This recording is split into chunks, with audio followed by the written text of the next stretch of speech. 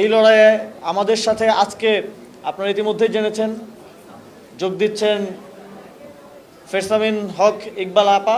তিনি বিভিন্ন সময়ে আমাদের প্রতি তার সমর্থনের কথা জানিয়েছেন এবং তিনি আমরা যার আদর্শে রাজনীতি করি বাংলাদেশের ফাউন্ডিং ফাদার্সদের মধ্যে অন্যতম শেরেবাংলা একে ফজলুল হকের বংশধর এবং আমাদের সাথে যোগ দিচ্ছেন জুলাই গণঅভ্যুত্থানের অন্যতম কণ্ঠস্বর নুরুজ্জামান কাফি। আমাদের সাথে যোগ দিচ্ছেন আমার বন্ধু আপনাদের সবার পরিচিত মহিউদ্দিন রনি।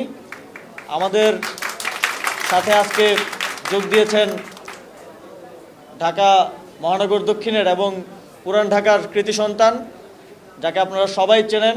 ফ্যাসিবাদের আমলে তার নামে ৩৬৫টি মামলা ছিল এবং তার প্রায় ৭-৮ জন নেতাকর্মী এখনও গুম অবস্থায় আছে।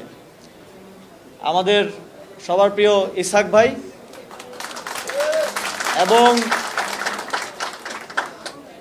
আমরা দেখছি যে আমরা যেই জিয়াউর রহমানের এবং খালেদা জিয়ার যেই বিএনপিকে দেখেছি বাংলাদেশের রাজনীতিতে যে আদর্শ নিয়ে তারা একটি দল গড়ে তুলেছিলেন এবং এই পর্যন্ত নিয়ে এসেছেন সেই বিএনপিকে আমরা আর আসলে চিনতে পারছি না।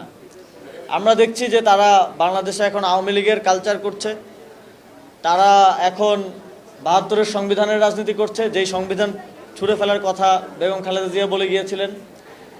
তারা এখন তাদের কথা আর আওয়ামী লীগের কথার মধ্যে আমরা আর কোনো পার্থক্য দেখতে পাচ্ছি না। প্রকৃত অর্থে জাতীয়তাবাদী রাজনীতি করার জন্য, বাংলাদেশের সার্বভৌমত্বের পক্ষে রাজনীতি করার জন্য, একটি সুন্দর বাংলাদেশ বিনির্মাণের জন্য জিয়াউর রহমান এবং খালেদা জিয়ার বিএনপি করতে এসেছিলেন বিএনপিতে। তারা এখন আর সেখানে থাকার কোনো কারণ খুঁজে পাচ্ছেন না।